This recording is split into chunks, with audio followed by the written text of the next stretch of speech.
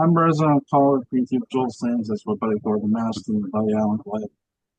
We're here to review Crimson Peak, written and directed by Guillermo del Toro. I probably hope to saying. So, guys, when did you first see this movie, Alan? I just saw it yesterday. So, yeah, Yep, first time. Jordan? I just saw it yesterday. Mhm. I can't hear anything. Oh, okay. I just saw Great. it yesterday. Ellen saw it yesterday. Yesterday. Yes, yes. Patrick, when did you see the movie? Yesterday.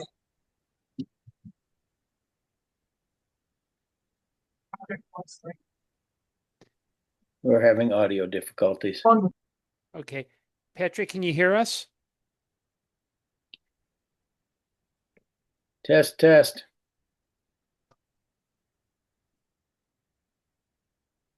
Okay. Yes, I think we've lost them. Okay, well, I'm just okay. Yeah. Patrick cut out, and I think, yeah, and Jewel muted himself. Okay. Yes, yes, I see So that now. Yeah. So, let me give a spoiler for everyone who's out there.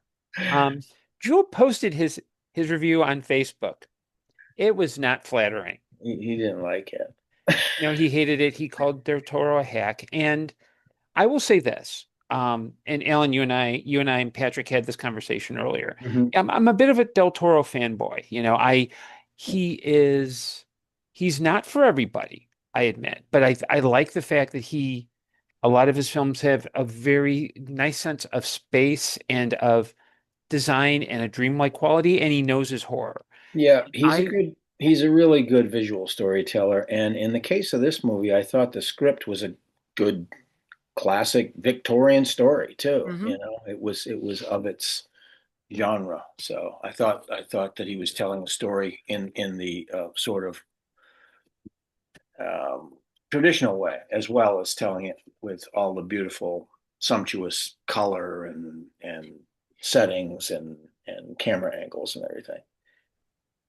Yes, because yeah, and I think in a lot of this, I think we also talked about this is very much a Dark Shadows like movie because you can Mhm. almost see there's a little bit of Fall of the House of Usher, little bit of Victorian mysteries and Mhm. detective work, a little bit of Rebecca, kinda, sorta. Yeah.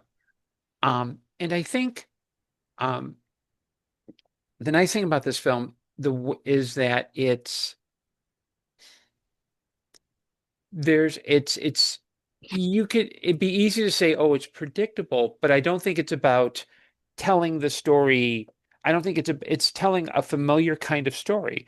Yeah. But you don't watch it just necessarily to go, oh, okay, this is a complicated plot. You watch it because it's um To see how it unfolds, to see mhm. in what direction it goes and the tone that it has and where it's jumpy and where it's, more gothic and all of those things. Yeah, it's Mhm. texture, lots of it, which is Del Toro's one of his trademarks, texture. Mhm. Just Yeah. nobody else does it like he does. It's very, I mean, they say, in theater, the director's touch should not be readily visible. Well, that's true, except in the case, I think, of a kind of genius, and then you can see the fingerprints without it really affecting the story or whatever. But that's a Del Toro movie. We understand that, even if his name is not on it, you can tell. Yeah, Um, I mean, this movie reminded me a lot of his remake of Nightmare Alley, mm, which, the original movie is a pretty straightforward noir. And I think Del Toro, in his version, it incorporates more of the original novel story, but he does it in a way that is because it's about con men and people putting one over on each other. There isn't many directors would focus on the kind of okay, kind of like The Sting did a little bit, figuring mm, out okay, where you going. but there's Right. something about the way Del Toro handles it. It's almost it feels like a horror influenced movie without the overt horror, if that makes sense. Right. It's Yes. got that kind of real kind of ratcheting what's happening. And there's a sense of dread about it too, and it's Mhm. because of the noir influence, I think. And it's again, it's a texture. Of course, it's a different texture than some of his other Mhm. movies, but it's a texture. Um, I don't know how else to say it. It's just, it's the his dimension. Mhm. His dimension is different. It Yeah, just and is. mhm. Yeah, I mean, I think the movie does a great start where it does that kind of, where everything is slightly sepia toned because it's the late 1800s, but Hmm. it does a deft job of introducing the introductory characters and setting everything up, um, where it's not just about, a woman trying to be a writer. It's also very much about class and, Yes, which you is a know, milieu of Victorian times in either England or the United States. And yeah, absolutely. All of that stuff plays a role. It develops the atmosphere, it develops the era, it does all of those things in the early part of it and builds the sort of psychological horror and terror slowly. And, Mhm. first of all, she becomes isolated when she finally goes with him. And that's gothic. I mean, that's classic gothic heroine stuff. So it's got what would the it's got the milieu of its era that it's portraying Right. in terms of that. So Yeah, and it's also, I mean, it's got elements of the kind of Victorian ghost story. And I think it's one of the reasons why I like Del Toro. One of the reasons why I like Del Toro so much is that he knows his horror. I mean, he's very familiar with like Lovecraft and probably Wilkie too, yeah, Wilkie. and I that's know he's putting out a new version of Frankenstein. yes. Um, and when you look at his work, it's I think a lot of horror nowadays is pretty much based on the jump scare. It's either jump scares or it's blood. I Body mean, horror. Yeah, there's a yeah. lot of body horror, and some of it's very good, and some of it, Mhm. But yeah, Or it's kind of like cheap cash-ins. Like one of the films that I was thinking of posting, but luckily the Hangover, I was able to, the Hangover helped clear my head. yeah, Was Popeye the Slayer Man? yeah. No, we are not doing that. And Patrick's on his way back, so Hey, hooray! hooray for Horrorwood! Um, yeah, this I did not like this movie at all. I We think, got that. yeah, yeah. When you want to be predictable and Yeah, boring, and you want to be a hack, and you want to sit there every 5 minutes and telegraph what's coming, you make your story too damn predictable, and you treat your audience like they're fucking stupid. If that's what you want for Dark Shadows, then please hire Del Toro away. well, don't be too, slouchy about it. Tell us how you really feel. Yeah, I just did. I just think you do not need to do this if you're telling a ghost story. You do not need to remind the audience every 5 minutes that this is a ghost story, that this this girl is going to go to this place. You don't hit the audience over the head repeatedly because when you do, all you really do is piss moviegoers and people like me off because to me it's like, okay, so you as a storyteller, Del Toro as a storyteller, in my view, just by watching this whole thing, does not trust or believe in his audience that they'll get it. And I don't think he's trying. I don't if think he's that's trying what to you're gonna say. do, Yeah, you're gonna I, alienate people. I don't think he's trying to say his audience is stupid. Felt like that. If he was going to do that, I can list you off some movies that do that really well. But yes, I will say this about it. I think your impatience with it has to do with the way you like a I story wasn't to drive. impatient with it at all. Yeah, you were. Your tone of voice No, tells me that you're pissed off and impatient. Um, no, I was very fucking patient. When you're okay, the same problem I had with this movie is the same problem I had with the Blade Runner sequel. You do not spend every 5 minutes reminding people what the fucking plot is. Nobody is that fucking stupid. It's Nobody. it's not about that. It's not about that at all. Because But I'm that's not what he fucking was stupid and I doing. like the movie. That's So what you're he getting was really doing. angry about this now. Why? It's a Because movie. that's what he was doing. Well, that was what he was doing for you. You're a singular audience member, and I respect that. You didn't like the movie, and it pissed you off because you thought it was slow plotting and treating you like an idiot. I beg to differ on that. I think that basically what he was doing was creating the style of the era. And if you've read Wilkie Collins, or if you've read various other, if you've even read Dracula, it doesn't drive forward the way we're used to having modern horror films do. And I understand that's an understandable difference. But I'm also appreciative of what he does with visual storytelling. There's nobody that does it like him. He's very unique that way. But I get what you're saying. It's not for everybody, and it does. It doesn't. It takes its time telling the story. It's not about driving forward. It's not about what's going to happen next. It's not about mystifying anybody.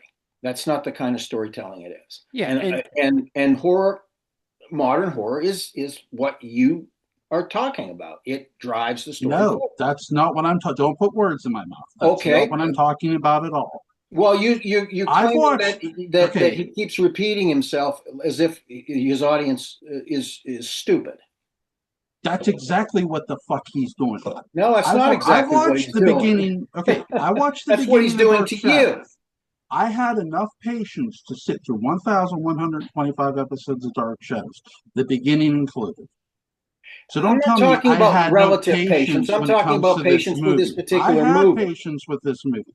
What I have no patience for at all is a storyteller sitting there telling me every 5 minutes what their plot is. Like the people watching this movie aren't going to get your fucking plot. I had the same problem with the Blade Runner sequel. I just mentioned that. I understand that's a different genre altogether. This is Gothic. It doesn't matter what genre it is. Yes, it does. Don't need to do that. You can't treat every movie like it's in the same cookie cutter. I'm not. You just said it doesn't matter what genre it is. It doesn't. That's treating every movie like the same cookie cutter. No, I'm not. I am simply saying if you're going to sit there and fucking say, well, this movie, I had no patience with this. I had all the patience in the world with this, but I don't need a storyteller, any storyteller, sitting there telling me every 5 minutes what their plot is. When I get it, you're going to a haunted house. That's fine. I had no problem with the pacing of said story at all. Go ahead, Patrick. Oh, let me make sure I didn't mute Patrick by accident. He doesn't look like he's muted. Oh, he may have muted himself. Okay. No. Your mic's not working. Okay. Sorry about that, Patrick. Giza.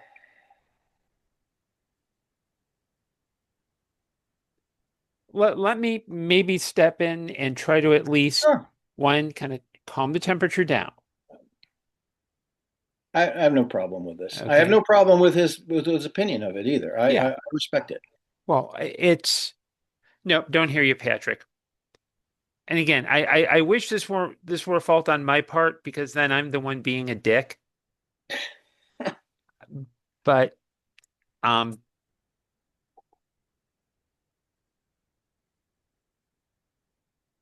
here's the thing, Joel. You are entitled to have your opinion of a movie, good, bad, or indifferent.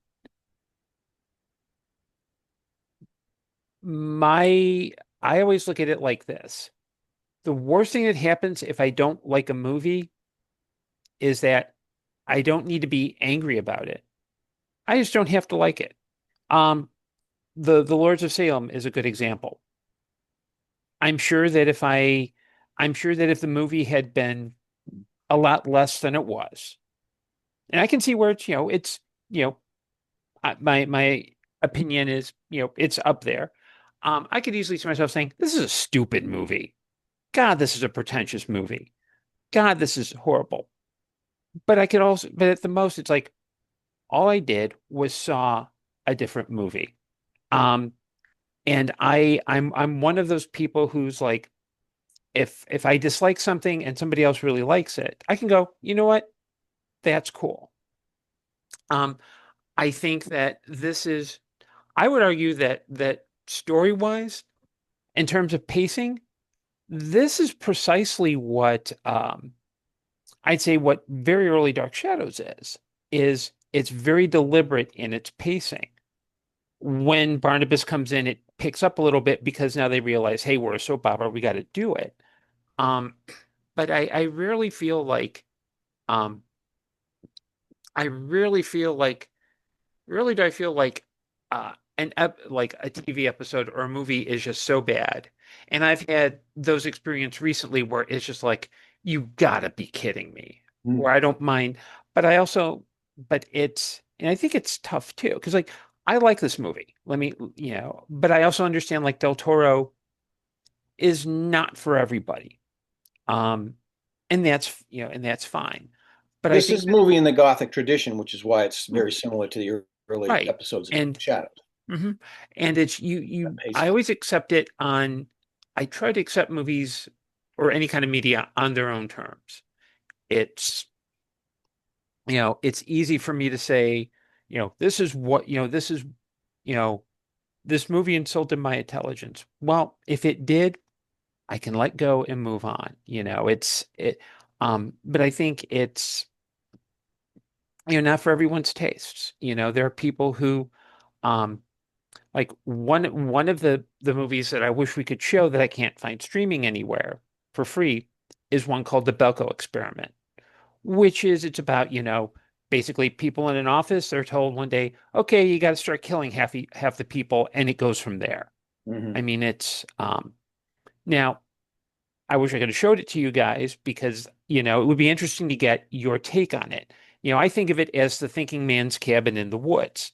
Um, but I could also see where, any of you, Patrick, you, Jewel, could say, this really isn't my thing, or this is just so stupid. And I don't think it's a stupid movie, but I can understand that, it's because Yeah. we take risks with our taste. Yeah, It's every aesthetic is not for everybody. That's certainly true. Mhm. And if you revolt against this, that's cool. Um, I also happen to be kind of a fan of Del Toro, and I've seen a number of his movies. The more Mhm. sci-fi ones, the more Fantasia Mm. style Oh, ones. hello, They're really Patrick. cool. Okay. Hey, Hi, can you hear me hey, now? yes, Yeah, we can hear absolutely. you. Yes. Yes, Okay. yeah.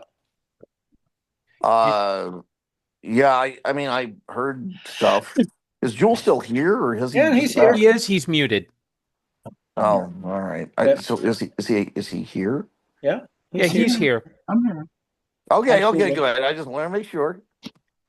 Just want to make sure. Um, yeah, I as the man who brought you this film, Jewel. Uh, let me just say that I did not predict this response. Uh I all I can say is that the experience that you've had, of course, is legitimate. Uh it is unique. I have never heard the response to this film from all the people I've spoken with about this movie.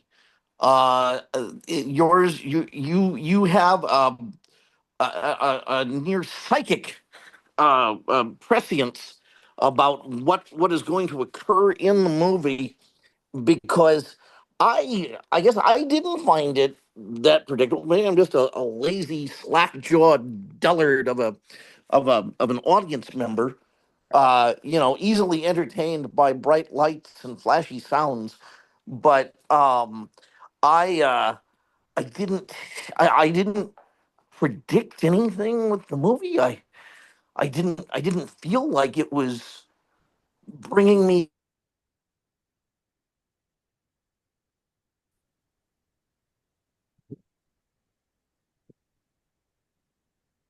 We may have Shark lost. keeps appearing. Yeah, there you go. You wigged out a little bit there. Again. Oof. Oh, infuriated you. I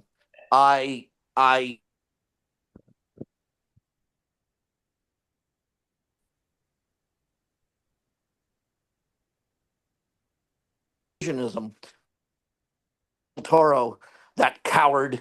Uh,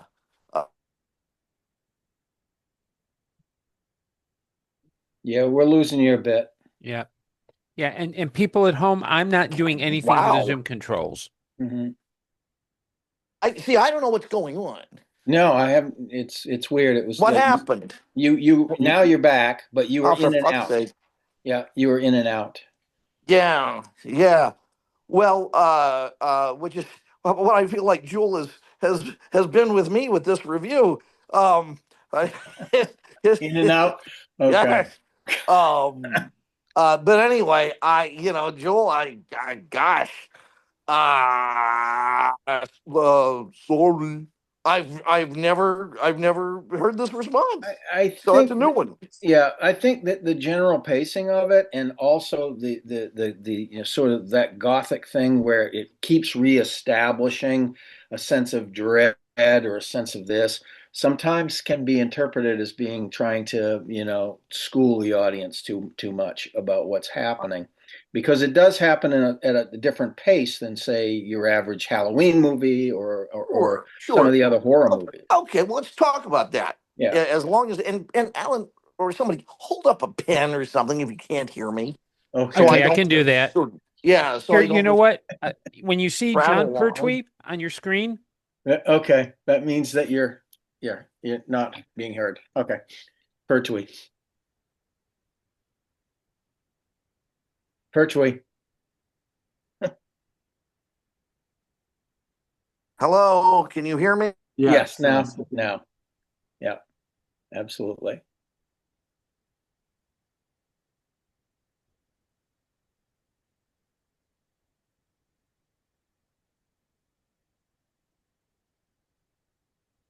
Patrick.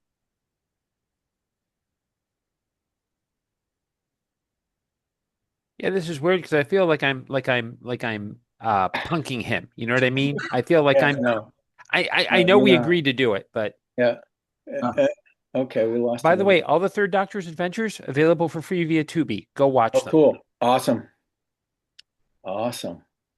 Except the Time Monster. Don't watch that. Oh, Um, don't ruin it, right? Don't Yeah, ruin especially you, Jewel. Don't watch the Time Monster. You won't like it. the time monster. it. Oh, Yeah, you'll the only thing you'll get out of the Time Monster is how to integrate a backlog of salad bowls into set design. That's the only thing you'll ever learn. And I'm not going in the the play takes place in a Olive Garden. Oh God, Oh. everyone's family. Okay. Anyway, I don't know what the hell I was gonna say. Oh yeah. Well, okay, so repeated motifs. A lot of horror. I feel I I feel condescending, and I don't want to be. And I'm trying not to be. But horror tends to take place. You have certain events that happen during the daytime, and you have certain events that happen during the nighttime. And if it's and usually the nighttime is scary, and the daytime they think about it and talk about it, and Right, then you go back. expository. Daytime is Yeah, expository. yeah. Well, or a salve or a cream or a pill, Yeah. any way you want to take it. But Suppository. anyway, so it is going to repeat some things, and the ghost is going to come back, at night or when characters are alone, and I guess that's how it's going to happen. I guess I didn't find it. This is like the worst film criticism on earth, not from you, but from me, because I'm just sitting here saying, I didn't have that experience. Right. But And that's about the most I can say. yeah, I didn't have that experience either, but that's okay too. I think, I mean, it's a matter of taste and genre, Mhm. uh, There's so again, much good to yeah, talk about in this movie yeah. that I would love to talk about. Well, I mean, we Well, can do let's that. talk about it. Yeah. it's your show, so we will talk Well, about it in the way you would like. I'll just say this, and then I'll shut up. No, you don't have to shut But up. You don't have to no, shut no, up. I'll just say this. It has nothing to do with the pacing of this movie. When you keep telling, he's telegraphing everything that's coming. He leaves nothing to your imagination. He's not depending on you to imagine anything. And that's a real big problem I have with a storyteller who's supposed to be doing that to me when I'm patiently watching his movie. Okay, you're building toward a haunted house?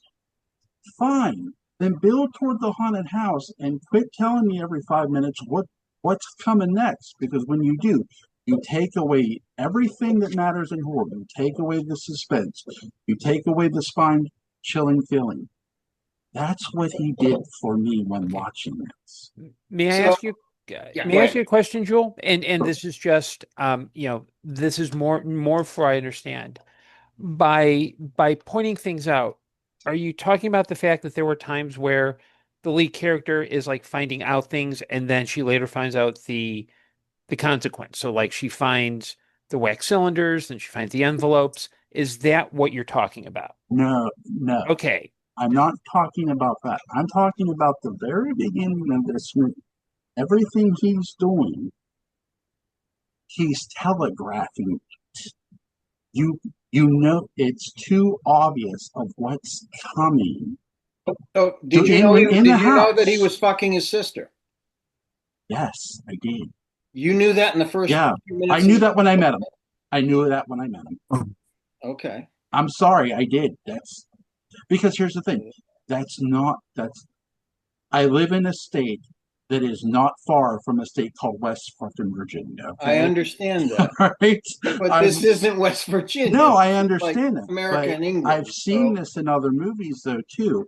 You yeah. can just tell. It's sort of like when me and Butch did the Western the Wild Bunch. Butch asked me, did Pike and whatever have more of a relationship than a friendship? And I said yes. Because there's something there, but I don't know. There's something there between those characters. You can tell there's something more going on. And when you first meet the brother and sister, you can automatically tell, okay, there's something more than just a brother and sister here. Okay. And were you able to suss out the fact that they in the early part of the movie that they were running a scam on rich women? That they and that they were that they had a history of murdering them?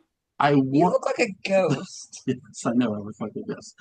I wanted to be surprised by this movie, but Wonder Beans? when that's Patrick, when you're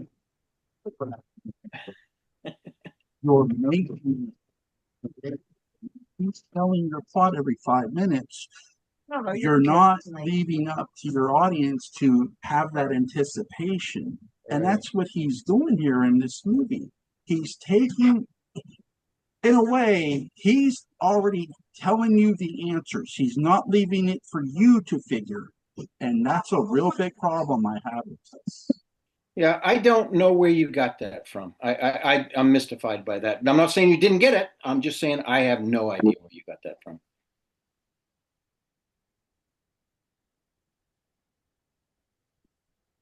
Yeah, I mean, I think I didn't get that either, but I think because I'm less steeped in Gothic storytelling than more like Victorian era storytelling, Mhm. where um a lot of times there's like pages and pages of exposition about a guy who comes in for 5 seconds, where a lot of times it's the um even a lot of like Sherlock Holmes and other short stories, there's like that little you're always told he's the best detective in London. There's always the big scene where he proves his superpowers, Mhm. where it can be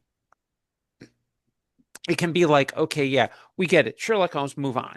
Um, and so I can see where when you're integrating that style of storytelling visually, it really, what you're really kind of doing is, okay, you can, it's like if you have people, if you're doing a haunted house movie, you just show the house looking creepy. Maybe you have somebody say, "Oh yeah, rumor has it that's haunted."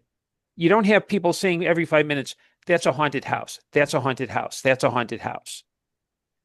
So I can see I can see where you're coming from with that because that kind of storytelling, it's easily a crutch to ease on, but because I'm used to it and it's something that um I've kind of because I have that appreciation for it, it's not something that I would easily notice, nor did it have that effect on me. Because I think as a story, as a storyteller, and I would also say that this story, if you look at the basic building blocks of it, it's a little bit of Rebecca, a little bit of Fall of the House of Usher, um, maybe some second or third tier Victorian era mystery where it's usually like we'll build up a mystery, but the climax is never as good as the build up. You know, um, kind of like my love life until very recently. But no, I can, I'm sorry that the movie affected you like that, but I think I understand where that's coming from with you because yeah, it's not I think for a lot of people, I think a lot of people, and I don't think you and I are those kind of people, they want everything by a formula. This happens, this happens, this happens. And you and I want kind of like, okay, we just want to see what happens.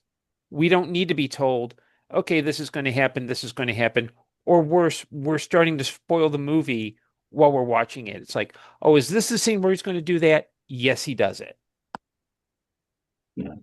When you watch a movie like The Haunting or even House on Haunted, it doesn't tell you. It just you're there, and now you have to deal with whatever's about to happen. Mm-hmm. And that's if they would have just did that here, or he would have did that here, I would have been fine with it. I don't mind the slow pacing of the beginning. That's fine. You're explaining this girl is a writer. You're explaining some of your characters, but there are things. But as I've said, you don't need to keep hitting it over the Mm-hmm. You mean like a film discussion that keeps hitting one point over and over and over and over again? Yeah, I hate when that happens. head. Go ahead. You guys can talk good about the film. I'll listen. Well, no, but Joel, we get that is a concern. And it's legitimate from your point of Yeah, view. we're not It's not saying a it's good not, but experience for you. So it is kind of ironic that we go over and over and over the same point, which is that the movie goes over and over and over the same point. I mean, you do see the irony in that, right? yes, yes, yeah, Yes, I understand that. yes. The goat when you get to the ghost though, it you're already you know the ghosts are going. Doesn't if you're going to go to okay, I'd rather ask the question: is this house haunted? I don't want to know that always going on. Right. See, for me, the primary thing wasn't that the house was haunted. It was the threat, the very real threats within it by people. Yes. Fair. Yeah. That was the thing that I bought into. Yeah, because the ghosts weren't necessarily there to hurt anybody. The ghosts were there warning that girl, stay away from this. You don't want to go here. Yeah. The real horror is the behavior of these people, and what they've been doing for their entire adult lives in Hmm. order to survive, which is kill other people and steal their money. So, yeah. Whew.